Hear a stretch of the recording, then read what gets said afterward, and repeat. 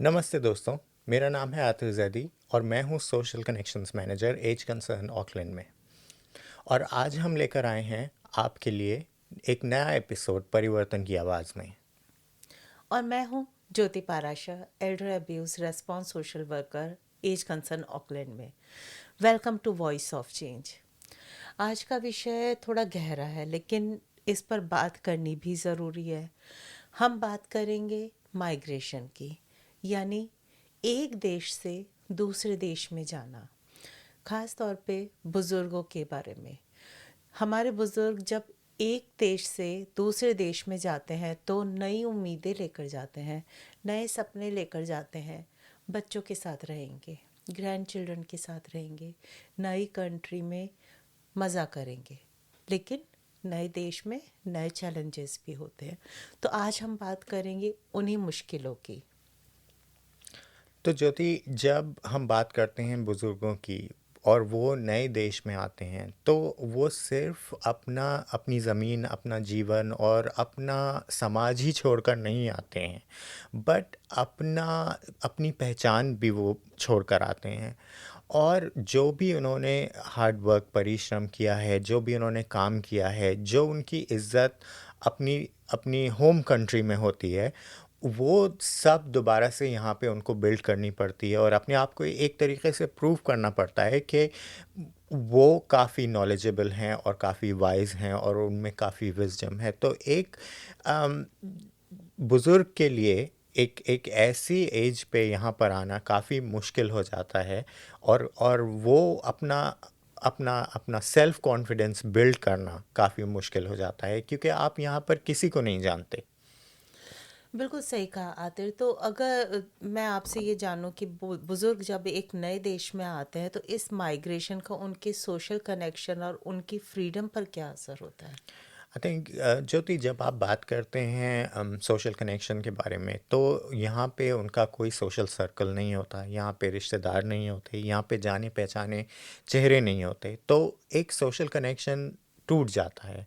दूसरी चीज़, आपने बात करी फ्रीडम के बारे में। जब आप फ्रीडम की बात करते हैं तो घूमना फिरना, जब आप इंडिया में होते हैं या साउथ एशियन कंट्री में होते हैं, आपके घर लोग आ सकते हैं, आप नीचे उतर के जा सकते हैं अपने घर से, या अपने घर से बाहर जाके आप एक्सेस कर सकते हैं काफ़ी सारी चीज़ें। आपको सुपरमार्केट जाना है, ट्रांसपोर्ट लेना है, रिक्शा लेनी है, ऑटो लेना है, वो सब लेना आपके लिए काफ़ी आसान होता है। पर जब आप यहाँ पर आते हैं तब ये सब चीज़ें आपके लिए काफ़ी मुश्किल हो जाती हैं नेविगेट करना। बिल्कुल। और वहाँ पर घर में हर समय कोई ना कोई आता रहता है, कभी काम वाले आ रहे हैं, कभी कुछ हो रहा है, तो एक बहुत ज़्यादा वहाँ पर आपका एक कनेक्शन बना रहता है। लेकिन जब आप नई जगह पर आते हो तो आप अपना साथ छोड़ देते हैं, अपने रिश्ते छोड़कर आते हैं, तो उसका सेल्फ कॉन्फिडेंस पर भी फ़र्क पड़ता है। आप धीरे धीरे कोई निर्णय लेने में भी आपको परेशानी होती है, क्योंकि आपका कॉन्फिडेंस लूज़ हो रहा है नई जगह पे जहाँ पर आप बहुत चीज़ें छोड़कर आए हो। तो बिल्कुल सही है। तो ज्योति, किस तरीके की वल्नरेबिलिटीज़ हैं जो कि ओल्डर पीपल एक्सपीरियंस कर सकते हैं माइग्रेशन के बाद यहाँ पर? आते सबसे बड़ी जो प्रॉब्लम आती है हमारे बुज़ुर्गों को नए देश में, जैसे मैंने बोला, वो बहुत सारी चीज़ें छोड़कर आते हैं तो वो अपने बच्चों पर निर्भर हो जाते हैं। उनको कहीं पर भी जाना है, उनको दवाई लेने जाना है, उनको मार्केट से अपने लिए कोई चीज़ लेने जाना है, सुपरमार्केट जाने का मन है, दोस्तों से मिलने का मन है, हर चीज़ के लिए वो अपने बच्चों या जिनके साथ भी वो रहते हैं उनके ऊपर वो निर्भर करते हैं। और कई बार ऐसा देखा गया कि जो ये निर्भरता है, जो ये डिपेंडेंसी है, ये एक बहुत बड़ा एक चैलेंज बन जाता है। उनको लगता है कि परिवार में उनका जो डिसीज़न भी कोई लिया जाता है उसमें भी उनकी कोई से नहीं है, क्योंकि कई बार बच्चे भी अपने काम में, अपनी ज़िंदगी में, अपने घर में, नई कंट्री में सेट होने में वो बहुत बिज़ी हैं। वो अपने पेरेंट्स को टाइम नहीं दे पाते, कहीं जाना है उसके लिए उनके पास अगर समय मैच नहीं होता तो धीरे धीरे कई बार हमारे बुज़ुर्ग को ही ऐसा लगता है कि उनकी रिस्पेक्ट नहीं हो रही है, और ये चीज़ उनको मेंटली काफ़ी असर डालती है। धीरे धीरे कई बार देखा है कि कुछ बुज़ुर्गों में ये एंजाइटी की प्रॉब्लम बन जाती है, डिप्रेशन, इन सब चीज़ों से हो जाता है। तो ज्योति, ये तो बात हो गई जनरल माइग्रेशन की, और क्या क्या लोग यूजुअली एक्सपीरियंस कर सकते हैं, स्पेशली ओल्डर ओल्डर पीपल जो हैं, जो बुज़ुर्ग हैं हमारी कम्युनिटी के।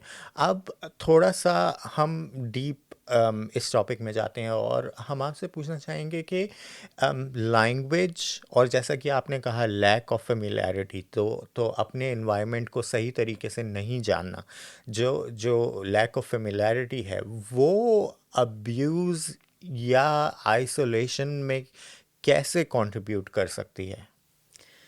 आते जब यहाँ पर आप देखोगे, नए कंट्री में आप आओगे तो आपकी लैंग्वेज, कल्चर, सब कुछ बदल जाता है।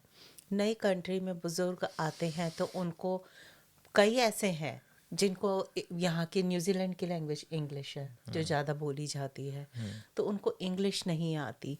उनको हॉस्पिटल जाना हो, कोई सर्विस, किसी भी तरह की उनको कोई सर्विस लेनी हो, तो उसके लिए उनको निर्भर करना पड़ता है ट्रांसलेटर के ऊपर कि उनको इन्फॉर्मेशन उन तक पहुंचे। लेकिन जब ये लैंग्वेज एक बैरियर का काम करती है तो उन तक जानकारी पूरी नहीं पहुंच पाती। ये एक बहुत बड़ा चैलेंज बन जाता है।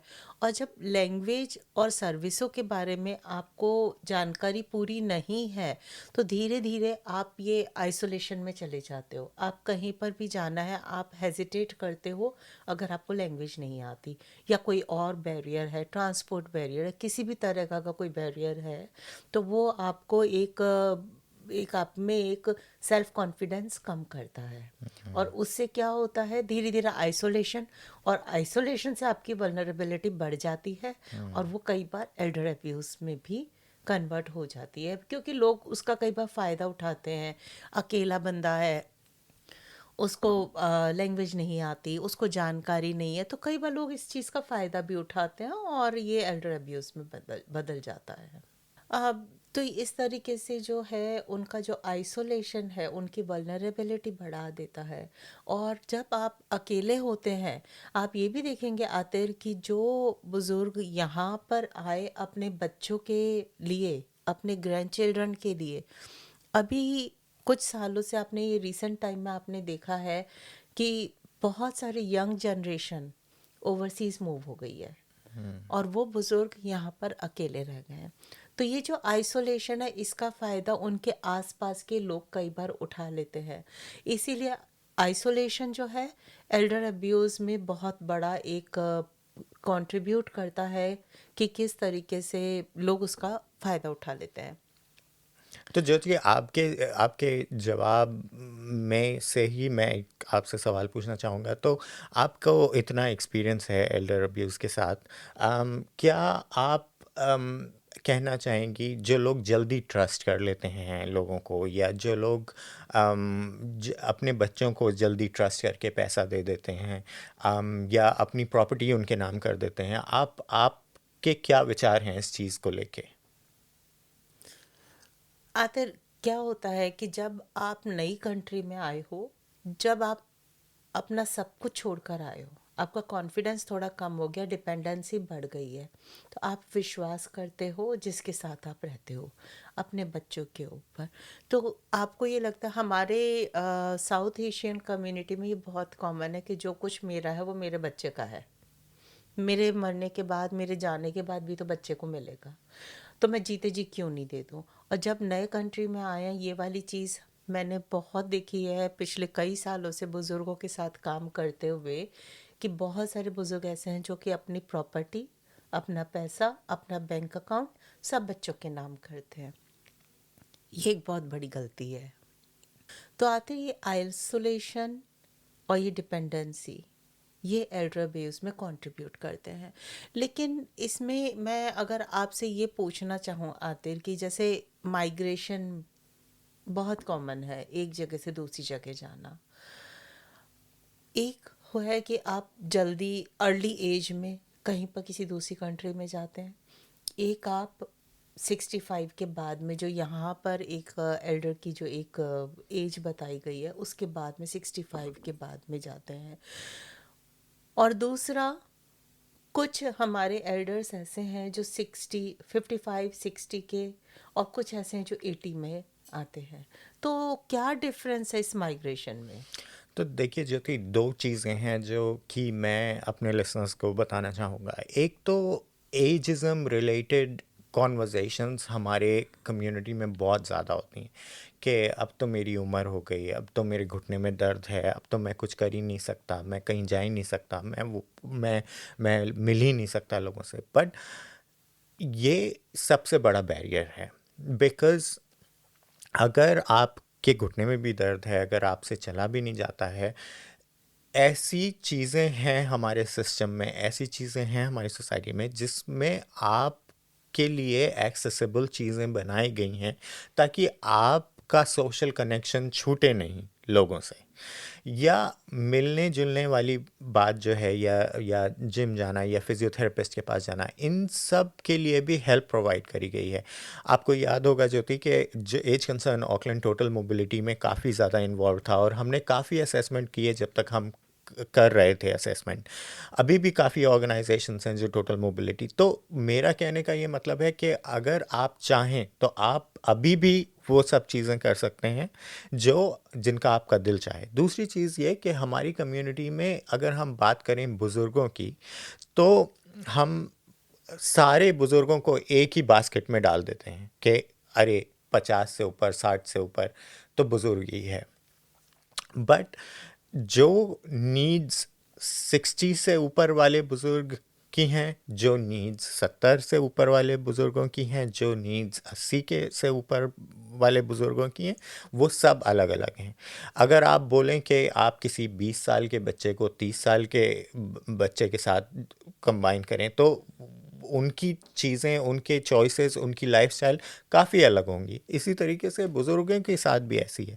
दूसरी चीज़ ये कि हम जब जब एक 50-55 की एज पे पहुंचते हैं, हमारे एक्सपीरियंसेस ऐसे हैं हमारी हमारी होम कंट्री से, हमारी साउथ एशियन कम्युनिटीज से, कि हम मेहनत बहुत करते हैं अपनी ज़िंदगी में, और वो बाय द टाइम हम 60 पहुंचते हैं तो हमारा ये एटीट्यूड हो जाता है, और अब तो मैं आराम करूँगा।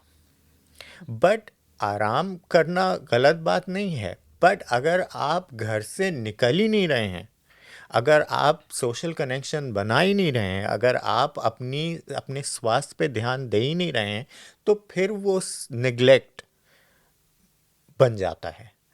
तो ये काफ़ी इम्पोर्टेंट चीज़ें हैं जो एज साउथ एशियन कम्युनिटी हमको थोड़ा सा सोचना चाहिए।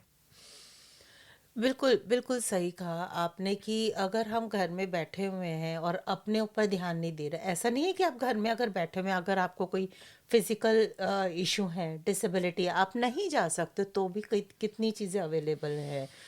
हमारे पास सोशल कनेक्शन में विजिटिंग सर्विस की फैसिलिटी है। तो अगर आपको किसी भी तरह के हेल्थ इश्यूज़ हैं, अगर घर से बाहर नहीं जा सकते हैं, तो भी ऑप्शंस अवेलेबल हैं अपने आप को बिज़ी रखने के लिए। आजकल तो ऑनलाइन बहुत चीज़ें हैं, आप एक्सरसाइज कर सकते हैं, दोस्तों से फ़ोन पर बात कर सकते हैं। यहाँ पर वो फैसिलिटीज़ भी अवेलेबल है कि आपको आइसोलेशन से जो बचाए। तो ज्योति, ये चीज़ें तो हुई कि आप क्या कर सकते हैं, बट मैं आपसे पूछना चाहूँगा कि जब आप उस बुज़ुर्ग अपने आप को बुज़ुर्ग कंसिडर करने लगें, या आप एक सर्टेन एज पे पहुँचें जिसमें आप अपने आप को क्लासिफाई करने लगें बुज़ुर्ग, उसमें क्या रेजिलियंस की चीज़ें होनी चाहिए हैं जिससे आप का सपोर्ट सिस्टम जो है वो एक स्ट्रॉन्ग सपोर्ट सिस्टम हो सके, या अगर आपको मदद मांगनी हो तो आप किस तरीके से मदद मांगे?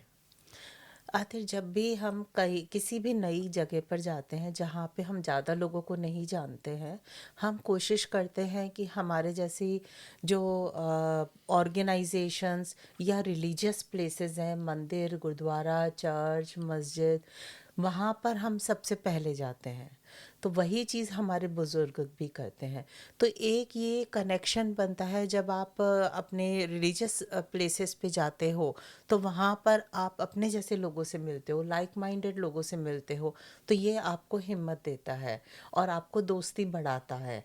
तो ये चीज़ें ज़रूरी है। उसके अलावा यहाँ पर कितने तो कम्युनिटी ऑर्गेनाइजेशंस हैं जो डे प्रोग्राम्स रन करती हैं, तो सोशल ग्रुप्स हैं जहाँ पर कनेक्ट हो सकते हैं। ये वाली बात हमने हमारे पिछले एपिसोड में भी कही थी कि हम एनकरेज करेंगे हमारे बुज़ुर्ग जो भी यहाँ पर हैं, अगर आप कहीं बाहर नहीं जाते हो, आपकी हेल्थ ठीक है, आप बाहर जाने लायक हैं, तो यहाँ पर पब्लिक ट्रांसपोर्ट भी इस तरह से कन्वीनियंट है कई जगहों पर, जहाँ से आप लेकर अपने सोशल ग्रुप्स में अपने दोस्तों के साथ मिल सकते हो, समय बिता सकते हो। ये चीज़ आपके लिए बहुत ज़रूरी, एक दूसरे के साथ जुड़े रहना, अपनी कम्युनिटी के साथ में जुड़े रहो, अपने लाइक माइंडेड लोगों के साथ जुड़े रहो, तो ये रेजिलियंस बढ़ाता है। तो मैं एनकरेज करना चाहूँगी कि जो नहीं जाते हैं उनको जाना चाहिए। तो आतिर एक तो ये पहलू है। उसके अलावा अगर आपने ये देखा हो, जो हमारे बुज़ुर्ग हैं जो नई जगह पर आते हैं, बहुत चीज़ें छोड़ कर आते हैं, अपनी जॉब, अपना घर, अपने दोस्त, अपने रिश्तेदार, जो पहचान वाली जगह है वो सब छोड़ कर आते हैं। और उम्र जिस तरह से बढ़ती है, धीरे धीरे साथी भी छूटते हैं।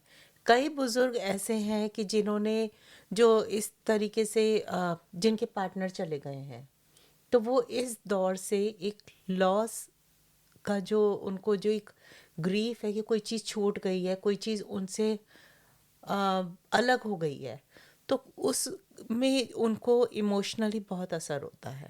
बाकी चीज़ें हम प्रैक्टिकली देख सकते हैं, किसी को अगर फिजिकली किसी ने अब्यूज़ किया है, या कोई भी चीज़ अगर अपीयरेंस में है, हम लोग उसको देख सकते हैं। पर इस तरह की चीज़ को हम नहीं देख सकते कि वो इससे गुजर रहे हो। तो उस स्थिति में उनको क्या करना चाहिए? आई थिंक ज्योति, अगेन दो चीज़ें हैं जो कि जिनके बारे में मैं बात करना चाहूँगा कि अगर उस समय उनकी मदद ना करी जाए तो वो और ज़्यादा कमज़ोर हो जाते हैं। एक तो हमारे कम्युनिटी में, हमारी साउथ एशियन कम्युनिटी में अपना दर्द छुपाने का बहुत कल्चर है कि अगर कुछ हो भी रहा हो तो वो बता नहीं पाते लोगों को कि क्या उनके साथ हो रहा है। और इसी दौरान अगर उनके घर वाले गलत व्यवहार कर रहे हों तो और ज़्यादा वो डाउन हो जाते हैं। दूसरी चीज़ ये कि हमें कभी भी फीलिंग्स के बारे में नहीं बताया जाता। तो मुझे मुझे याद है कि एक एक केस था जो कि एज कंसर्न में था और वो उनके पार्टनर चले गए थे, बट और वो डिप्रेशन में काफ़ी चली गई थी जिनके पार्टनर चले गए थे। बट ये बात कहना और ये बात सामने से बोलना कि हाँ मैं डिप्रेस्ड हूँ, या हाँ मैं एंग्शियस हूँ, या हाँ मुझे एंग्जाइटी है, ये हमारी कम्युनिटी के लिए बहुत ज़्यादा डिफ़िकल्ट चीज़ होती है। और दूसरी चीज़ ये है कि जब स्पेशली विमेन, अगर उनका पार्टनर चला जाए या उनका पार्टनर का नहीं हो उनके साथ, तो वो बहुत ही ज़्यादा डिपेंडेंट हो जाती हैं और लोगों पर, क्योंकि हमारे यहाँ कल्चर इस तरीके का है कि बाहर जाना या डिसीजंस लेना वो हमेशा साथ में लिए जाते हैं। और इस वजह से women get even more vulnerable कि अब तो मेरे पार्टनर है ही नहीं, मैं क्या करूं, मेरी ज़िंदगी जो है वो यूज़लेस हो गई है, मैं कोई काम नहीं कर सकती। तो जिंदा दिली हमेशा रखनी चाहिए अपने अंदर। और दूसरी चीज़ ये कि जैसे जैसे वक्त बीतेगा वैसे वैसे लोग तो जाएंगे ही, या चेंजेस तो आपकी ज़िंदगी में आएंगे ही। उसको, उन चेंजेस को आप अपने चिन पे लेके कैसे आगे बढ़ें, ये सबसे ज़्यादा ज़रूरी चीज़ है।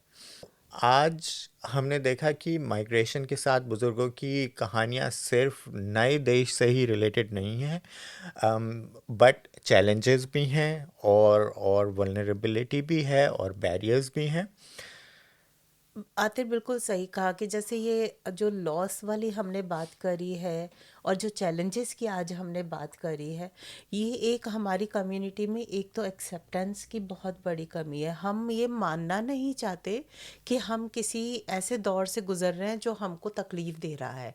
हम मदद मांगने में पीछे हटते हैं।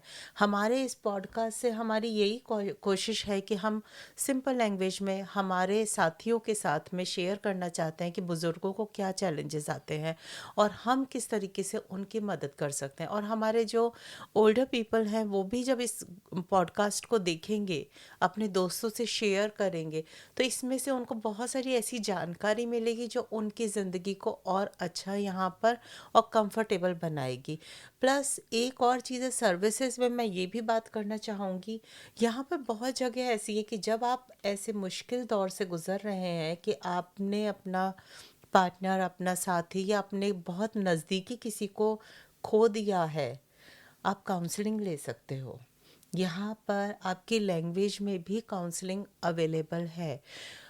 आप एज कंसर्न में फ़ोन कीजिए, हम आपसे बात करेंगे, हम आपको गाइड करेंगे कि कहाँ पर आपको कौन सी सर्विस अवेलेबल है और किस तरीके से आप अपना ध्यान रख सकते हैं। और सिर्फ काउंसलिंग का मतलब ये नहीं कि इंग्लिश में ही काउंसलिंग हो, बहुत सी ऐसी सर्विसेज हैं जहाँ पर आपको हिंदी में काउंसलिंग मिल सकती है।